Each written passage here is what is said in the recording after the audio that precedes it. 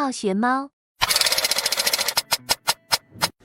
睡前听完一本书，今天我们读《灿烂千阳》。你有没有在某个深夜被窗外的风声惊醒，突然觉得人生就像一场没有尽头的寒冬，看不到一丝光亮？你有没有在受尽委屈遍体鳞伤的时候蜷缩在角落，怀疑自己这一生是不是注定只能在黑暗里挣扎，连被爱被善待都成了一种奢望？你有没有见过那样的女人，她们生于苦难，长于战乱，被命运一次次踩在脚下，却依然在废墟里拼尽全力守护着一点微弱的温暖，就像在漫天风沙里固执地守着一盏不肯熄灭的灯。你可能也经历过那种孤立无援的时刻，身边空无一人，连一句安慰都听不到，连一个可以依靠的肩膀都找不到。你可能也在某个瞬间觉得自己渺小得像一粒尘土，被生活随意揉搓，被世界轻易忽略，连发出一点声音的勇气都慢慢消失。你或许也曾问过自己，人活着到底是为了什么？在无边无际的痛苦里坚持，究竟还有没有意义？今天我们要走进的就是这样两个阿富汗女人的一生。她们没有显赫的出身，没有过人的才华，没有被命运温柔以待，反而从出生开始就被贴上了卑微、低贱、可有可无的标签。她们在炮火里长大，在暴力里求生，在男权的压迫下低头，在无尽的黑暗里行走。可就是这样两个看似微不足道的女人，却用自己破碎的一生照亮了彼此，也照亮了那段最黑暗的岁月。她们的名字，一个叫玛丽亚姆，一个叫莱拉·卡勒德。胡塞尼用最温柔也最残酷的笔触写下了这部《灿烂千阳》。它不是一部简单的小说，而是一段被掩埋的历史，一曲写给苦难女性的挽歌，一份关于爱、坚韧与救赎的告白。它告诉我们，即便身处最深的黑暗，女性之间的爱与坚韧也能化作1000个太阳，照亮所有绝望的角落。想要读懂《灿烂千阳》，就一定要先了解它的作者卡勒德·胡塞尼。他1965年出生在阿富汗喀布尔，父亲是阿富汗外交官，母亲是喀布尔大学的老师。童年时期的他生活在相对安稳优渥的环境里，那时候的喀布尔还不是后来我们印象中满目疮痍的废墟之城。街道整洁，树木葱郁，人们穿着体面的衣服，孩子们可以安心上学，年轻人可以自由恋爱。城市里有电影院、咖啡馆、书店，处处都透着生机与希望。胡塞尼在这样的环境里长大，他见过喀布尔最美的样子，也记得故乡最温暖的模样。可命运的变故很快打破了这份平静。1979年，苏联入侵阿富汗，战火席卷了这片土地，平静的生活一夜崩塌，街头响起枪声，房屋被炸弹摧毁，无数百姓被迫逃离家园。胡塞尼一家因为父亲的外交官身份得以提前离开，辗转流亡到美国。远离故土的日子里，他始终牵挂着远在阿富汗的亲人，牵挂着那片饱经战乱的土地。他通过新闻，通过亲友的消息，亲眼看着自己的家乡从一座充满生机的城市变成断壁残垣、民不聊生的人间炼狱。他看到阿富汗的男人在战火中失去工作，失去尊严，甚至失去生命，而那里的女人更是承受着战争与男权的双重压迫。她们被剥夺了受教育的权利，被禁止独自出门，被要求从头到脚裹上布卡，不能露出面容，不能和陌生男人说话。他们像一件物品一样被随意买卖、打骂、抛弃，连最基本的生存权、尊严权都难以保障。很多女人一生都被困在家庭里，被困在丈夫的暴力下，被困在时代的洪流里，无声无息地消失，连一声叹息都留不下。胡赛尼在成为医生之后，始终没有放下对故乡的执念。他不想让世界只把阿富汗和战乱、恐怖、极端画上等号。他想让世界看到，这片土地上还有普通民众的苦难与坚守，还有普通人的爱与痛，尤其是那些在黑暗中默默承受、彼此扶持的女性。他的第一部作品《追风筝人》让世界认识了阿富汗，认识了那片土地上的背叛与救赎。而《灿烂千阳》则把目光彻底聚焦在了阿富汗女性身上。他想通过玛丽亚姆和莱拉的故事，诉说女性的苦难，歌颂女性的坚韧，让人们知道，在那片被苦难笼罩的土地上，依然有不息的爱与希望，有比太阳更耀眼的人性光辉。这部小说不仅是一段个人命运的书写，更是一部阿富汗近代的苦难史。它横跨了几十年的风云变幻，从君主制倒台到苏联入侵，再到军阀混战，塔利班掌权，把一个国家的破碎浓缩在2个女人的一生里。她温柔克制，却又字字戳心，让每一个读过的人都无法忘记那2个在黑暗中互相拥抱的身影。故事的起点是一个被世界抛弃的女孩玛丽亚姆。你或许很难想象，一个孩子从出生起就被贴上私生女的标签，活在世人的鄙夷与唾弃之中。玛丽亚姆的母亲娜娜原本是富商扎里勒家的女仆，因为一次意外怀上了扎里勒的孩子。扎里勒是喀布尔有名望的富人，有妻子，有多个儿女，有体面的社会身份。他从来不敢也不愿承认玛丽亚姆这个女儿。为了掩盖这个秘密，他在郊外的山坡上给娜娜和玛丽亚姆盖了一间简陋的泥屋，没有像样的家具，没有平整的地面，冬天漏风，夏天漏雨，周围没有邻居，没有玩伴，只有荒凉的山坡和呼啸的风。玛丽亚姆就在这样的地方度过了她整个童年。她没有上过学，没有见过外面的世界，每天陪伴她的只有母亲娜娜和无尽的孤独。娜娜的性格因为长期的压抑变得尖锐悲观，她总是对玛丽亚姆说，这个世界对女人从来都不会温柔，男人靠不住，亲情靠不住，一切都靠不住。她告诉玛丽亚姆，就像指南针总是指向北方一样，男人怪罪的手指总是指向女人。她让玛丽亚姆认清现实，不要对男人抱有任何幻想，不要期待被爱，不要期待被善待，安安静静活下去就已经是最好的结局。可年幼的玛丽亚姆听不进去，在她小小的心里，父亲扎里勒是唯一的光。每周四是扎里勒约定来看她的日子，那是玛丽亚姆一周里最快乐的时光。她会早早地起床，把自己收拾干净，把泥屋里仅有的几件东西摆放整齐，坐在门口的石头上，望着喀布尔的方向，一等就是一整天。扎里勒来的时候，会给他带糖果，带小礼物，会温柔地摸他的头，给他讲喀布尔城里的故事，讲电影院，讲公园，讲那些他从未见过的美好事物。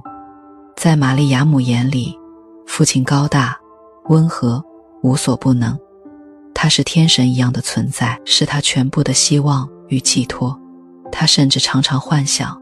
有一天父亲会把他接回城里，让他和其他孩子一样过上正常的生活。15岁那年，玛丽亚姆提出想去喀布尔，想和父亲一起过生日，想看看父亲口中的电影院。扎里勒口头答应得温柔又笃定，可到了约定的那一天，他却迟迟没有出现。玛丽亚姆从清晨等到黄昏，从黄昏等到深夜，泥屋门口的石头被他做得发烫，可那个熟悉的身影始终没有出现。他不愿意相信父亲会欺骗他，他固执地等了一天又一天，希望一点点被失望吞噬。最终，他不顾母亲的哭喊阻拦，独自踏上了前往喀布尔的路。他沿着尘土飞扬的小路一步步往前走，脚下的石子硌得脚生疼，阳光晒得他头晕目眩，可他心里还残存着最后一点希望。他想，只要见到父亲，一切都会好起来。可当他终于来到父亲的豪宅门前，看到的却是冰冷的大门和冷漠的管家。管家把他拦在门外，说老爷不在家。玛丽亚姆不肯走，他蹲在墙角，从白天等到黑夜，看着父亲的车开进院子，看着父亲的身影出现在窗前，可他始终没有出来见他。那一刻，他所有的幻想都碎了。原来母亲说的都是真的，他从来都不是父亲的宝贝，只是一个让他蒙羞的污点，一个见不得人的秘密。他像一个被丢弃的垃圾，蹲在繁华的街角，无人问津，无人心疼。当玛丽亚姆失魂落魄地回到泥屋时，等待他的是母亲上吊自杀的尸体。娜娜用最极端的方式结束了自己痛苦的一生，也彻底打碎了玛丽亚姆的世界。一夜之间，她成了无父无母的孤儿。而扎里勒在处理完娜娜的后事后，为了保全自己的名声和家庭，毫不犹豫地把玛丽亚姆嫁给了一个比她大30多岁的喀布尔鞋匠拉希德。15岁的玛丽亚姆还没来得及感受世界的美好，还没来得及拥有一段正常的亲情，就被推入了另一个深渊。她坐上前往喀布尔的马车，看着窗外熟悉的风景渐渐远去，眼泪无声地滑落。她知道自己的人生从此再也没有光明了。拉希德是一个极度大男子主义的人，他粗鲁、暴躁、固执，控制欲极强。在他眼里，妻子没有独立的人格，没有自己的想法，只是传宗接代的工具，是伺候他起居的仆人，必须绝对顺从，绝对听话。玛丽亚姆嫁到拉希德家后，每天天不亮就要起床做繁重的家务，洗衣、做饭、打扫、揉面、烤饼，一刻不能停歇。饭菜做得不合口味，家务做得不够干净，甚至走路声音大了一点，都会迎来拉希德的辱骂和打骂。她一次次的怀孕，又一次次的流产，每一次失去孩子，都像在她心上剜了一块肉。她躺在冰冷的床上，感受着身体的疼痛和内心的绝望，连一句安慰都得不到。拉希德对她的态度也越来越恶劣，从最初的冷漠变成后来的拳打脚踢。他把所有的不满都发泄在玛丽亚姆身上，骂她没用，骂她是不会下蛋的母鸡，骂她拖累了自己的生活。玛丽亚姆默默承受着一切，她不敢反抗，也无力反抗。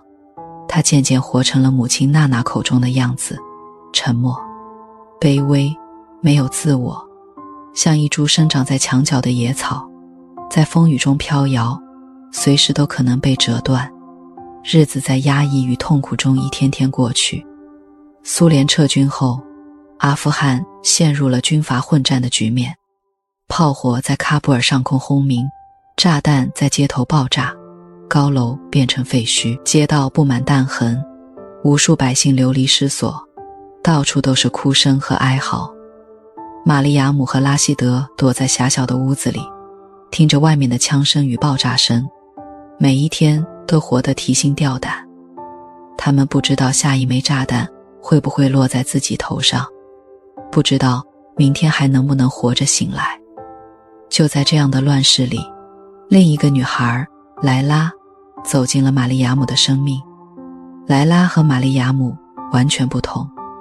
她出生在一个知识分子家庭，父亲是教师，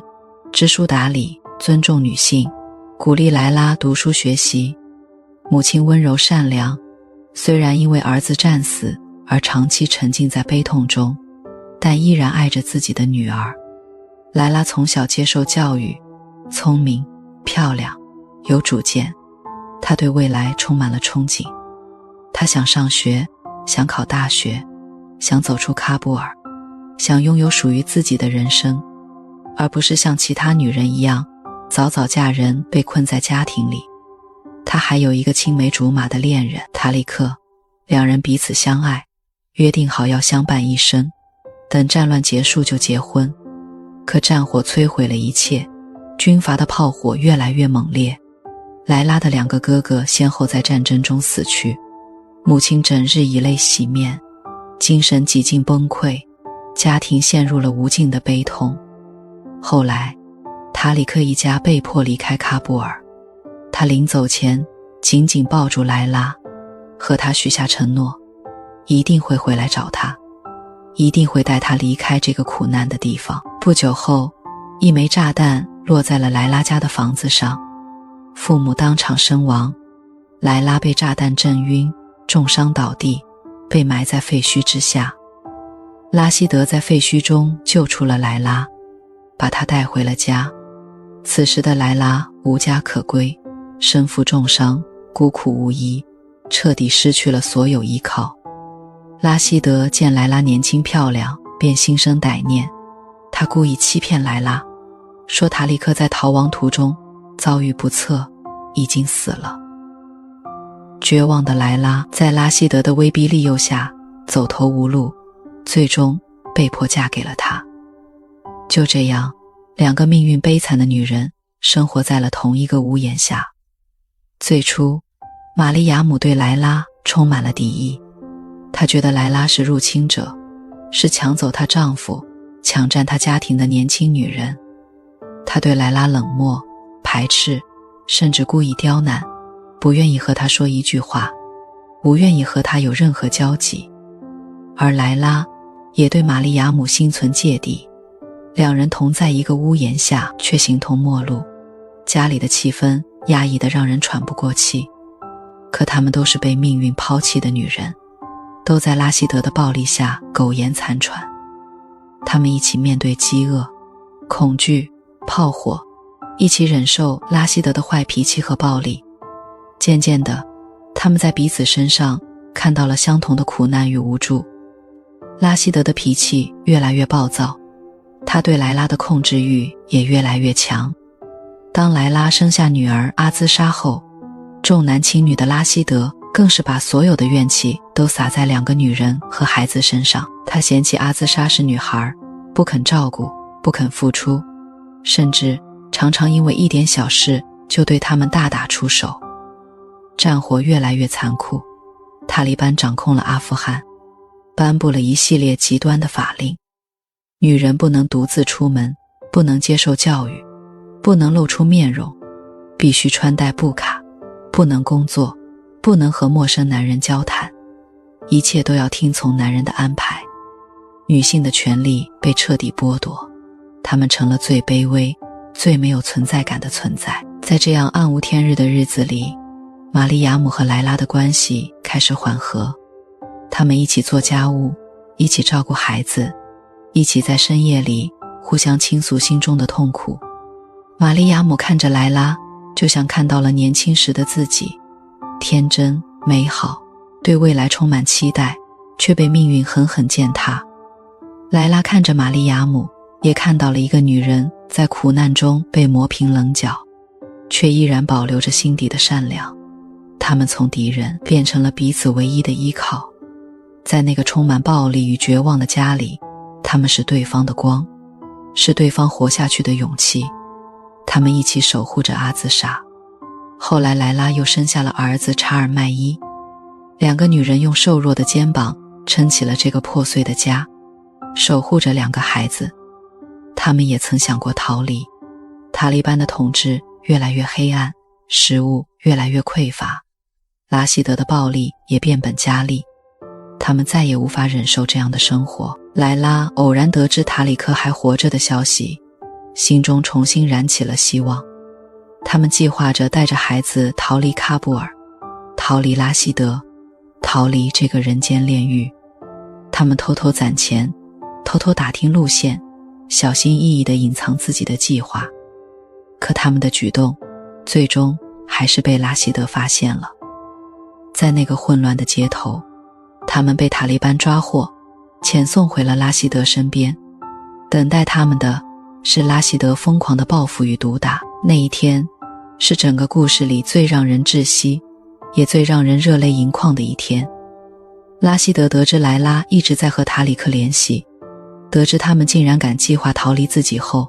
彻底陷入了疯狂。他像一头被激怒的野兽，眼睛通红，面目狰狞，把所有的愤怒、嫉妒、控制欲全都发泄在莱拉身上。他一把将莱拉推倒在地，双手紧紧掐住莱拉的脖子，力道大的恨不得立刻把她掐死。莱拉被掐得喘不过气，脸色涨得通红发紫，双手拼命地挣扎拍打，却根本挣脱不开。阿兹莎和查尔麦伊吓得哇哇大哭，小小的孩子看着母亲被父亲施暴，只能无助地哭喊。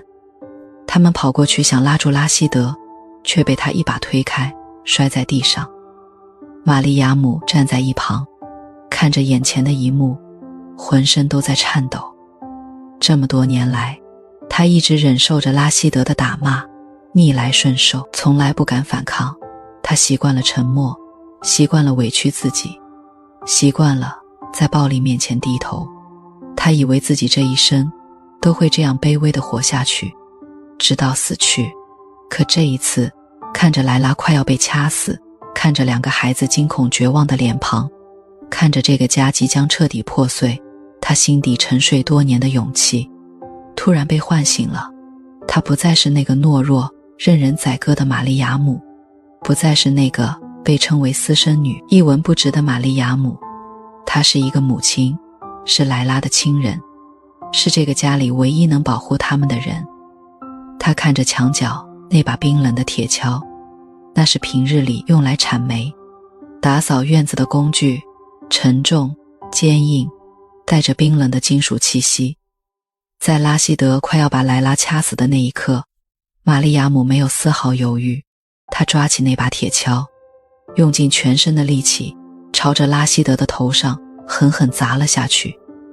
一下又一下，鲜血瞬间溅了出来，溅在玛利亚姆的衣衫上，溅在地面的泥土上，也溅在她绝望却坚定的眼神里。拉希德闷哼一声，松开了掐着莱拉的手，身体晃了晃，重重倒在地上，再也没有站起来。这个折磨了他们半辈子的男人，这个摧毁了他们人生的恶魔，终于倒在了他们面前。莱拉瘫坐在地上，大口大口地喘着气，喉咙火辣辣的疼，惊魂未定地看着玛利亚姆。玛利亚姆扔掉铁锹，浑身止不住的颤抖，可她的脸上没有恐惧，只有一种久违的释然。她知道自己杀了人，在塔利班的统治下，杀人是死罪，一旦被发现，她只有死路一条。可她没有后悔，她平静地对莱拉说：你带着孩子走，去找塔里克，去过属于你们的生活，去拥有你本该拥有的未来。而他选择留下来，承担所有的罪责。莱拉哭着摇头，她不愿意丢下玛利亚姆，他们好不容易在黑暗中找到彼此，好不容易成为亲人，成为依靠，她怎么能独自逃离，怎么能让玛利亚姆为自己去死？可玛利亚姆态度坚决，她告诉莱拉，她这一生本就活在黑暗里，没有过过一天好日子，没有被人爱过，没有被人珍惜过。她的人生早已没有太多遗憾，而莱拉还年轻，还有孩子，还有塔里克，还有未来，还有属于她的幸福。玛利亚姆说，她这辈子从来没有为自己活过，也从来没有保护过谁。她一直都是被抛弃、被欺负、被牺牲的那一个。这一次，她要保护莱拉，保护孩子们，用自己的生命为他们铺一条生路。后来，玛利亚姆主动向塔利班自首，她被关进了阴暗潮湿的监狱，没有辩解，没有求饶，平静地等待着死刑的到来。在行刑的那一天，喀布尔的天空灰蒙蒙的，没有阳光，只有呼啸的风沙吹得人睁不开眼。玛丽亚姆穿着蓝色的布卡，一步一步平静地走向刑场。她没有哭泣，没有恐惧，脑海里闪过的是这一生的画面：童年郊外的泥屋，母亲娜娜的身影，父亲扎里勒短暂的温柔，拉希德长久的暴力，还有和莱拉一起相依为命的日子。阿兹莎稚嫩的笑脸，查尔麦伊小小的手掌。她这一生被称为私生女，被丈夫打骂，被世人轻视，像一粒尘埃，渺小又卑微，仿佛从来没有来过这个世界。可在生命的最后一刻，她觉得自己是有价值的。她用自己的牺牲换来了莱拉和孩子们的新生。她守护了自己爱的人，她不再是那个被世界抛弃的可怜人，她是一个英雄，一个用生命诠释爱的英雄。枪响的那一刻，玛丽亚姆倒在了地上。可在莱拉心里，在所有读过这个故事的人心里，玛丽亚姆永远活着，她的爱与坚韧永远不会消失。莱拉带着孩子终于找到了塔里克，两人历经磨难，跨越生死，终于走到了一起。他们离开了阿富汗，去了陌生的国家，过上了安稳平静的生活。可莱拉始终没有忘记玛丽亚姆，没有忘记那个为了保护她牺牲了自己生命的女人。她常常在深夜想起玛丽亚姆，想起她沉默的样子，想起她温柔的眼神，想起她最后坚定的话语。多年后，莱拉回到了喀布尔，回到了她和玛丽亚姆一起生活过的小屋。小屋已经破旧不堪，满是灰尘和蛛网，墙壁开裂，家具腐朽。可这里的每一个角落都留着玛丽亚姆的痕迹。她在屋里，仿佛还能看到玛丽亚姆忙碌的身影，听到她轻声的叮嘱，感受到她无声的陪伴。她还找到了扎里勒晚年写给玛丽亚姆的信，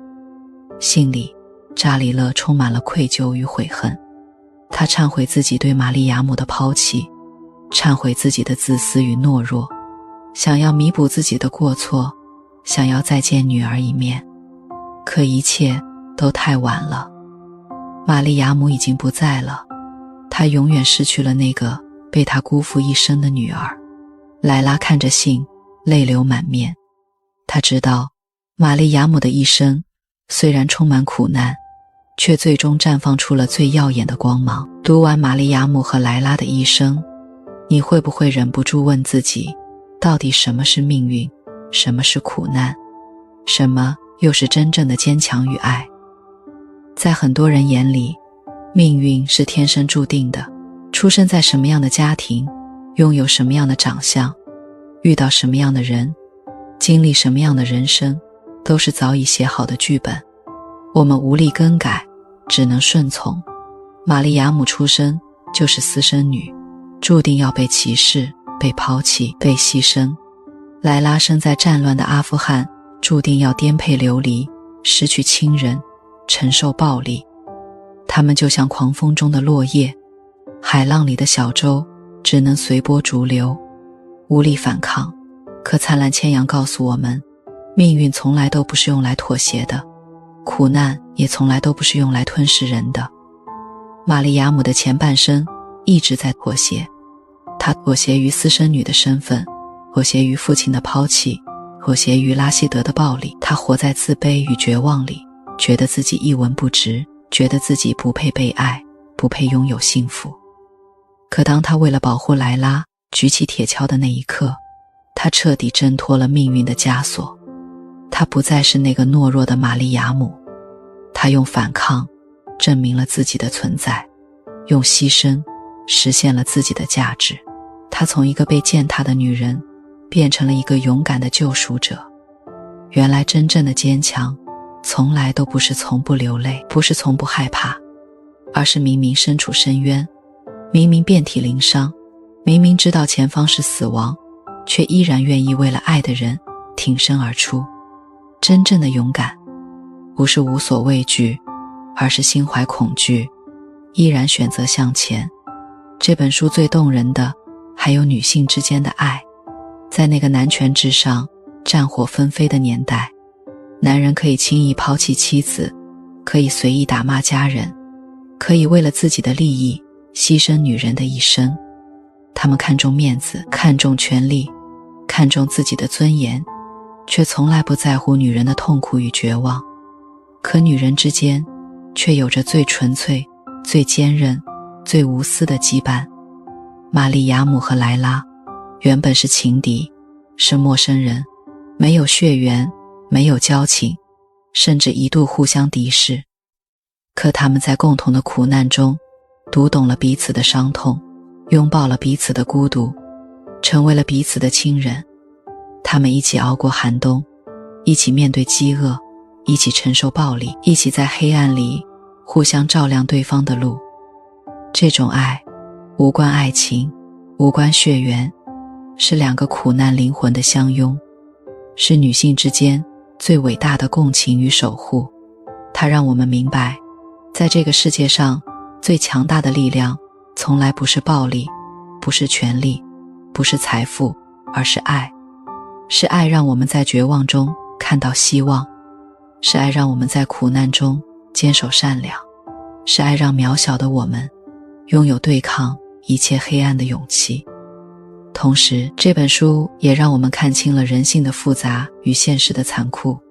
扎里勒的自私与虚伪，为了名声抛弃亲生女儿；拉希德的残暴与偏执，把妻子当作私有物品随意打骂；塔利班的极端与冷漠，把女性推入更深的黑暗。这些都让我们看到了人性最丑陋、最阴暗的一面。可玛丽亚姆的善良与牺牲，莱拉的坚韧与勇敢，两个女人在绝境中不离不弃，又让我们看到了人性最光辉、最温暖的一面。生活从来都不是一帆风顺的，每个人都会遇到苦难，都会经历绝望，都会有撑不下去的时刻。我们或许无法选择自己的出身，无法躲避命运的打击，无法阻止世界的残酷，可我们可以选择如何面对。我们可以像玛丽亚姆一样，在历经苦难后依然保留心底的温柔与善良。我们可以像莱拉一样，在失去一切后依然对未来充满希望。我们可以在孤独时拥抱自己，在痛苦时互相扶持，在黑暗中守住心中的光。所谓灿烂千阳，从来不是指阿富汗的天空，也不是指自然界的太阳，而是指每一个在苦难中坚守的女性，她们的心中都有1000个太阳。这1000个太阳是善良，是坚韧，是爱，是永不放弃的希望。无论外界多么黑暗，无论命运多么残酷，只要心中有光，就永远不会被打败。我们总觉得活着的意义是功成名就，是荣华富贵，是被很多人羡慕。可玛丽亚姆和莱拉的故事告诉我们，活着的意义从来都不是这些。活着的意义是守护所爱之人，是坚守内心的善良，是在苦难中不低头，在黑暗中不放弃。哪怕一生平凡，一生坎坷，一生被人看见，只要用心爱过，用力活过，用温柔对待过这个世界，就是最灿烂的人生。在这个和平年代，我们不用经历炮火纷飞，不用在炸弹声中担惊受怕，不用忍受极端的男权压迫，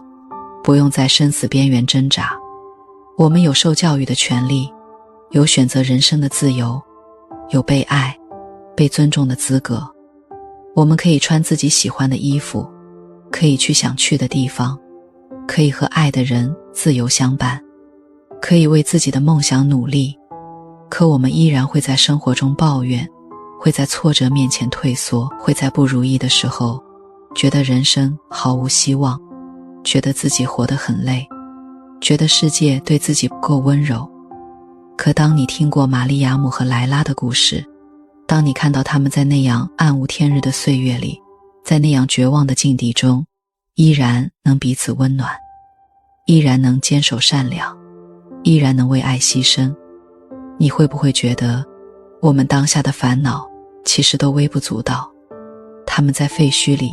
都能开出花来？我们在阳光下又有什么理由不坚强？